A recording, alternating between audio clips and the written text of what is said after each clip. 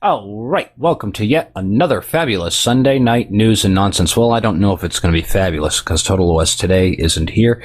But I know he's been very busy. I wish him and his mother well. Last week we didn't have a show because he had to take his mom to the hospital, and they had to keep her for observation, that sort of thing. And so I hope everything's okay for you, Toss, today. We really miss you, and we hope to see you real soon. But tonight I have Shaggy 2 Dope with me on the show today. Shaggy 2 Dope, where did you get a name like that? Say, Shaggy, are you a stoner? In junior high through high school? Oh, yeah. Got high, slept in a van. I was cool. I was a little dope. Now, let me ask you, why the name Shaggy 2 Dope? I've got to know this. It came from Shaggy from Scooby-Doo, because I had a van. And then eventually I found the rap group ICP, and he had a name, Shaggy 2 Dope. So I really stuck with it. Gotcha. Okay. And you know what's funny? I used to look like Shaggy from Scooby-Doo when I was in high school, and all the kids in school used to call me Shaggy, believe it or not. And I absolutely hated it. Oh, goodness gracious.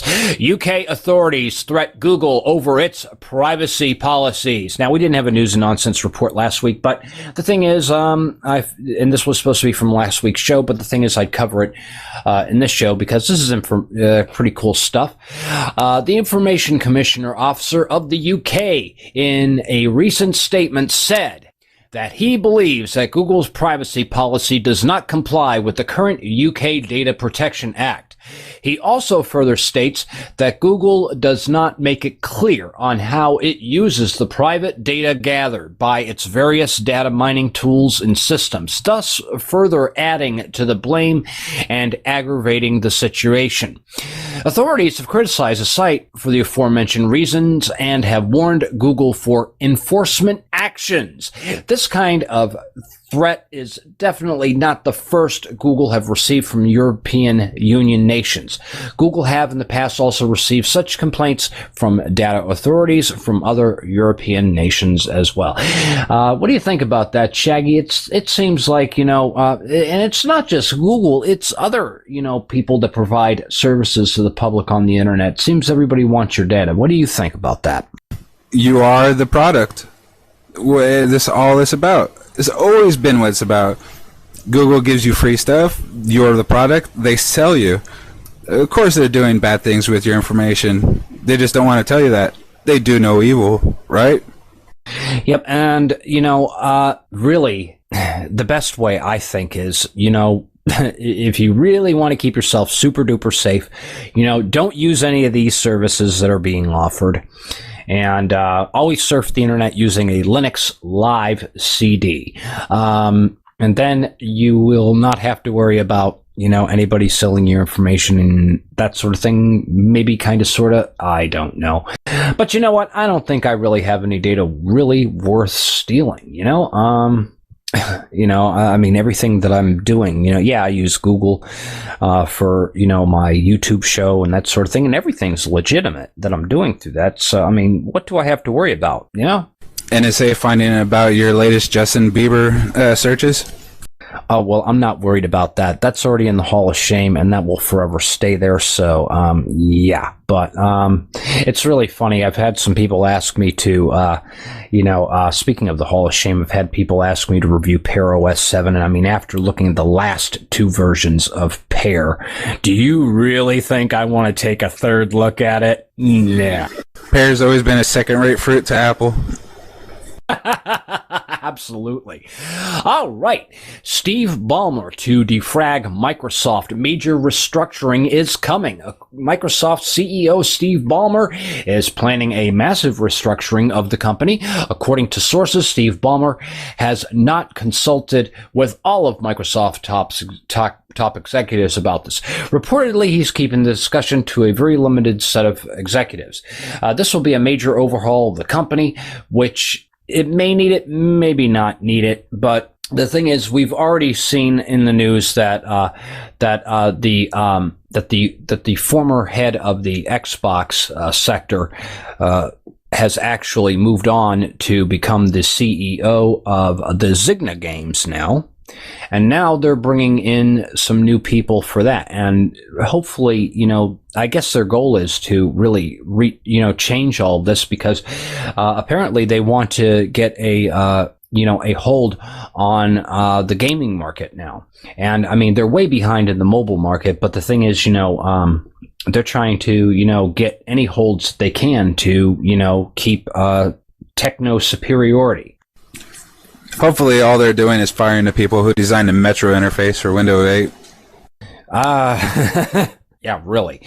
But the thing is, I mean, not only is it gaming consoles, but I mean, years ago, the thing is, Microsoft DirectX has tried their best to shut down OpenGL, which is what Linux uses to give us, really good 3D acceleration and everything in terms of gaming. And, having the Steam client installed and playing a lot of these native games, all of these run on OpenGL, and they look absolutely magnificent. And not only that, they run really well on Linux too. And so, I can understand why Microsoft, they're branching out to all of these different sectors, because they just do not want any other technologies to take hold of the market. And unfortunately, the market seems like they're embracing free and open source. Android's getting more and more activations every day.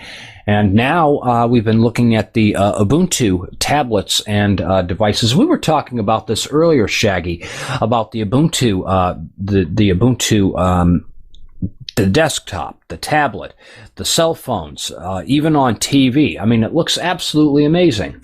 The Ubuntu touch interface for tablets is looking wonderful. They're getting a lot of it right, and they're an actual operating system.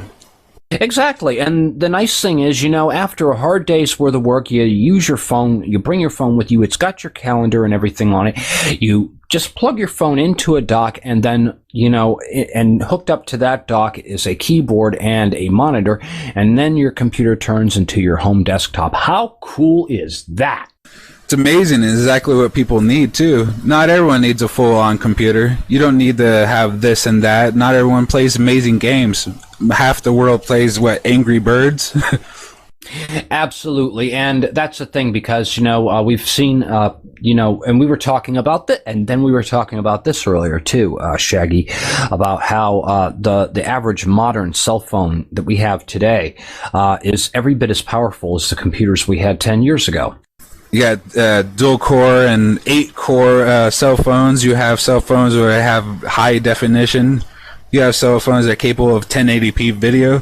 You're replacing computers. This is going to destroy computers as we know it. And speaking of computers, I used to build my own machines and that sort of thing. And for years, I loved AMD for its value.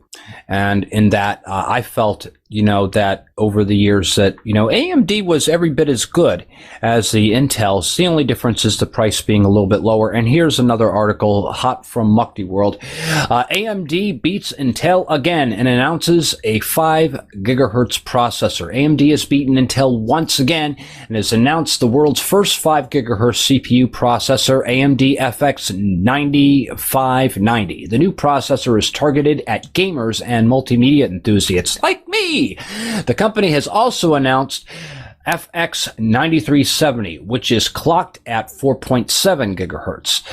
Now, Leinhard, the corporate vice president and general manager of client products division at AMD, said the new FX 5 gigahertz processor is an empathetic performance statement to the most demanding gamers seeking ultra-high resolution experiences, including AMD Eyefinity technology.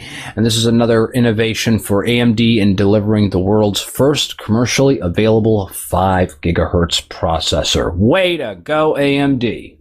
Now all they gotta do is work on the video drivers. Actually, AMD owns the ATI cards and that sort of thing, and the last drivers that they came out with seem to be working very well on my system. And so when they decide to come up with an update to the video drivers that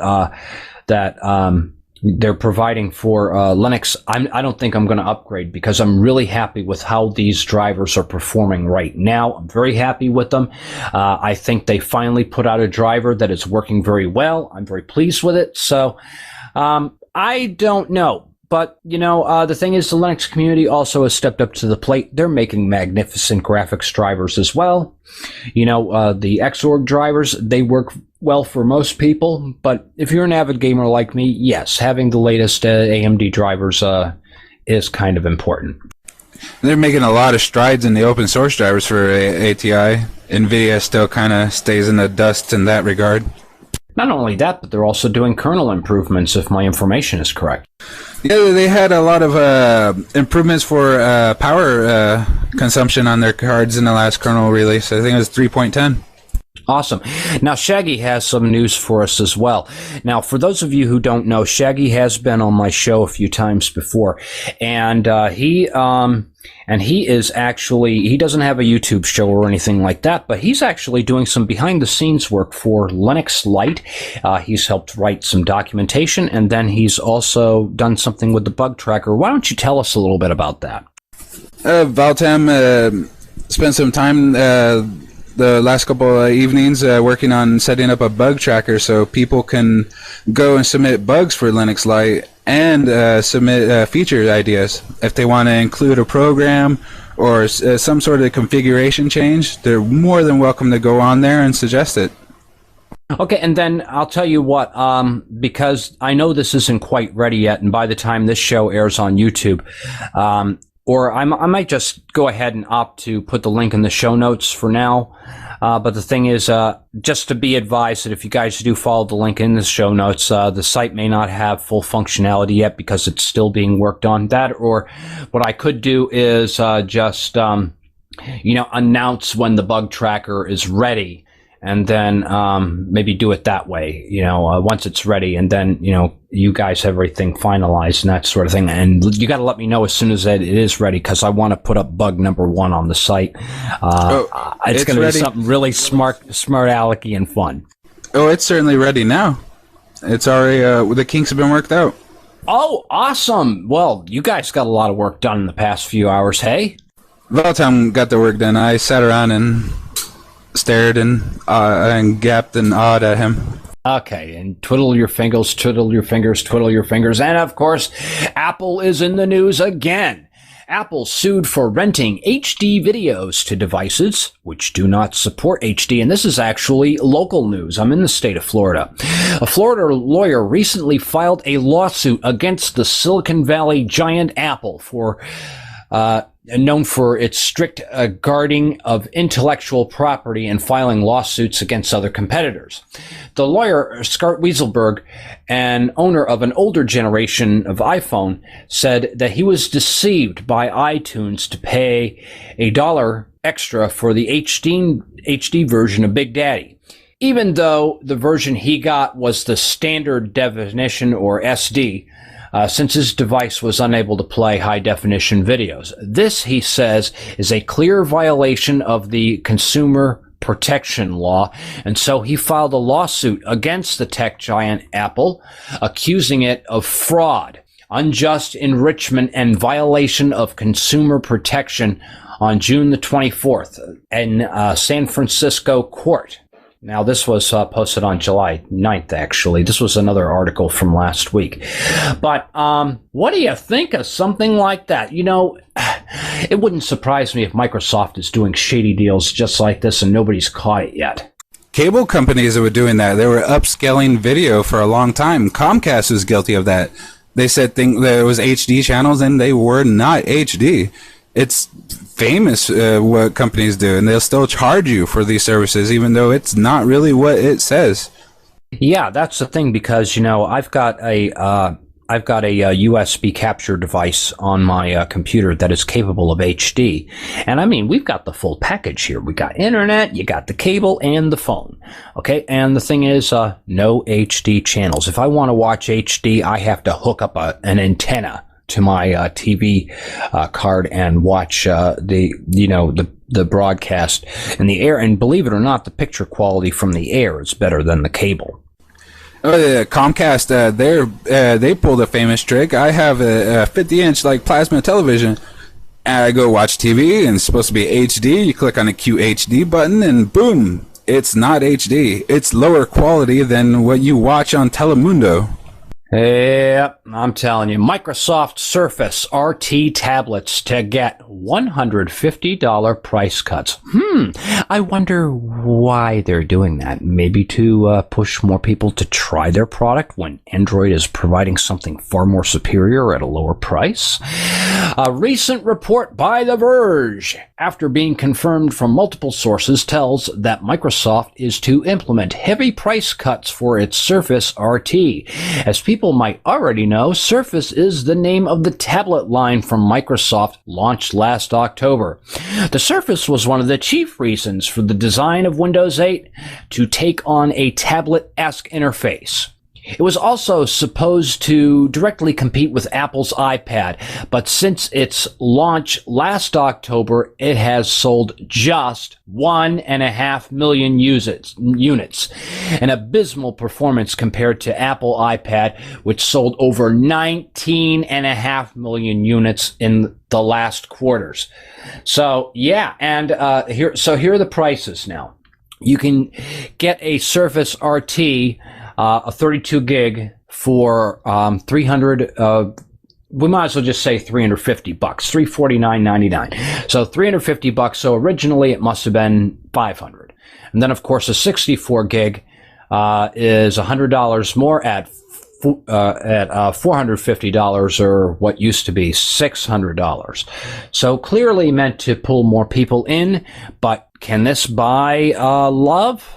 You can't buy love, and you can't buy loyalty. People use iPads and all these tablets and all these things because of their familiarity. Windows is infamous for being crap. Yeah, now I haven't seen really much of the Windows 8 RT, but I mean, all I remember is what I've seen in YouTube videos where, they went and did a presentation. They were giving a presentation and the RT crashed. And the guy had to pull that one behind the counter and run back out front to continue his presentation. I mean, and the thing is, my Android phone, for instance, I've had this on for weeks now. I've never shut it down. It just keeps working and working and working. Doesn't give me any problems. It's got the Linux kernel. It runs well. And the thing is, why would I even want to switch back to a Microsoft solution? I used to have the HTC Excalibur phone. This was before, this was right about the same time the touchscreens were just coming out. And this had a full QWERTY keyboard. It looked like a slim version of the BlackBerry. It had Windows 6 on it. And I had to reboot this phone at least 3 or 4 times a day. And while I did have a lot of really cool applications on it, it just used to lock up and freeze all the time. And the Android device, by comparison, the modern Android, you're like trying to compare oranges and apples here, night and day. The Android is really good. And of course, there are people that are using the iPhones and the iPads, and they're loyal to those because, for whatever reasons, I've never owned one, so I don't know how stable they are. How do you see it, Shaggy? You got software that people are used to. They got the App Store on Android and the iPhones and whatnot. People want those. You mentioned seeing YouTube videos for this and that. What I've been seeing is people asking about how to put Android on these RT tablets. This is what people want because they want the Android experience, because it's what they really want. These apps are what makes up that platform. Without good enough apps for like Windows RT, people really don't want to adapt it. All right, and now for some nonsense news, and this is true stuff here, also from Mukti World, which is a really good website to go to for technology news. Apparently, there is a gaming headset capable of overclocking your brain. Now, and this thing looks like a technological terror if you were to see the picture here. Focus Labs, a U.S.-based manufacturing company, has just launched this weird and cool-looking alien-like device that one can easily mistake for an alien neural interface device to psychically control weapons and other things of mass destruction. But turns out, to the display of all the science fiction and technology doomsayers out there, that it's just your average headphone with some electrodes tacked on. Now, just tacking on electrodes isn't really cool enough, so they made it so that the electrodes can discharge electricity into the user's frontal lobe. Now, don't worry, it's not torture. The electricity discharges a small and enough amount to stimulate the frontal lobe of the user, thus supposedly improving your focus during gameplay. So they combine Professor X's cerebral interface with a taser? I have no clue. I mean, but if you were to see a picture of this contraption, I mean, I wouldn't even want to wear something like this. But yeah, apparently it's got little places that you know, and it'll give you stimulation and that sort of thing. I don't know if that there's anything practical by that, but hey, somebody out there may like it. Best birthday present ever. Here, Johnny, here's a new headset for you. And then you have a lobotomized child 5 hours later. Oh, well, that's all we have for the news and nonsense. Shaggy, thank you for stepping in place of Total OS today, and thank you everybody in the listening room who decided to join us. And do you have any final comments, Shaggy? I'm just still thinking about getting that little helmet for someone. Well, as soon as one hits the market, I'll tell you what, I'll FedEx one over to you. All right, that's all we have for news and nonsense. Thank you, all of you. We'll be here next week, same time, same channel at 8 p.m. Sunday night. Hopefully, Total OS Today will be back to join us, but if not, I'll invite Shaggy to come back again. So thank you, Shaggy. This was a lot of fun, and hopefully more good times in the near future. We'll see you all next time.